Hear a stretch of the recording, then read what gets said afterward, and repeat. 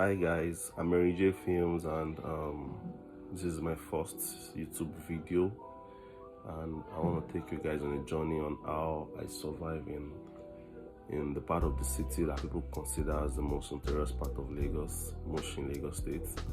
So follow me on my journey, my friends on YouTube. People actually live here. So what I ask myself most of the time is that in dangerous cities in the world, in some dangerous cities in the world, some dangerous communities in the world, people still reside there that are not dangerous. So how do those people manage to cope? So basically, in this part of the of Lagos State, we have a way of living. We have a way of doing things in this neighborhood. You understand? We have a way of going about doing our business. Some of us are graduates. Some of us have legit jobs that we do. The fact that it's a notorious city or a notorious environment doesn't mean that everyone is notorious. In fact, the people that are even being notorious in the city are not even born in the city, in the part of the city. They are people that came from, like, let's say from like a far distance, that just come to reside here because some part of this place is housing are cheap and all that. And they are the one like tormenting the neighborhood, which I think has really stopped drastically compared to the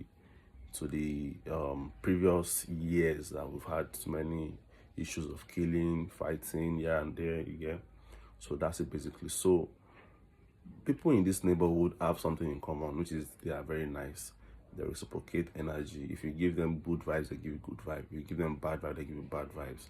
But people from the outside world, they feel like, oh, if I'm in this territory, I can't even walk, I can't even. No, no, no, it's not like that. You can actually have, your own peace too. I will be sharing tips on how to live in this neighborhood, or probably if you are coming into this neighborhood, how to go about things. So I want you guys to stay tuned and listen, and in case you have something to come to do in the neighborhood, or you are a tourist, you're coming to the neighborhood, or basically you live in the city but you've not touched down this part of the city, and you've been curious to come down here to see how things are being done. I think this video is for you. So I'm going to highlight how to go about it when you find yourself in this part of Lagos State, in this part of Nigeria. So basically, the first thing on the list is be respectful. Be very, very respectful. We don't tolerate rude people in the neighborhood. That's why you see some people that can't break down on the road, and the way they talk to people, nobody even come close to them to assist them.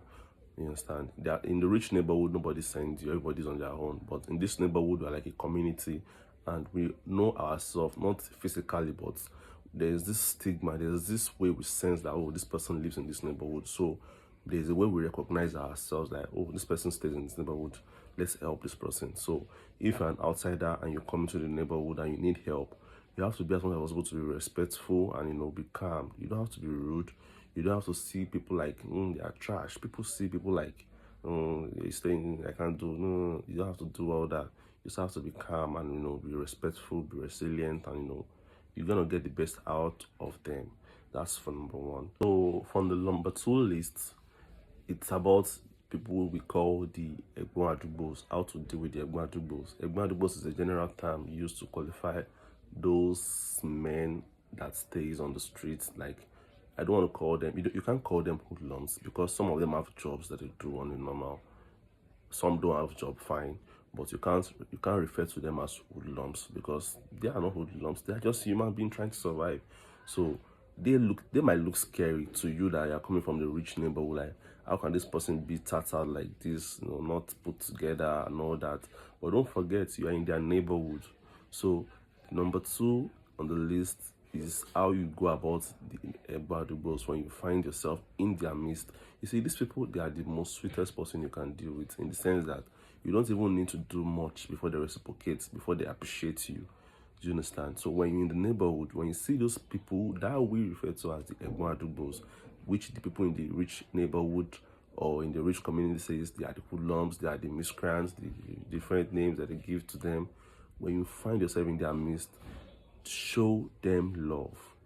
You understand? Don't look at them like they are scary, they are irritating. Show them love. It doesn't take you anything. If it's the least you can do, they appreciate it. You see, all this money, people go to the club, burn millions of naira, do different sort of things, do rubbish with money. I don't know why you can't be in somebody's neighborhood and, pay your own dues to just move forward. How much are you giving them? Penny. If it's the least of the least you give to them, like, just my brother, how you doing? I just want to appreciate you guys. Just buy something on the table. You will see the way they will clear road for you, give you the best, welcoming vibe. You won't have any issues at all. But some people are so arrogant that they don't even want to associate themselves. It's not. You see, when you're in Rome, you behave like a Roman.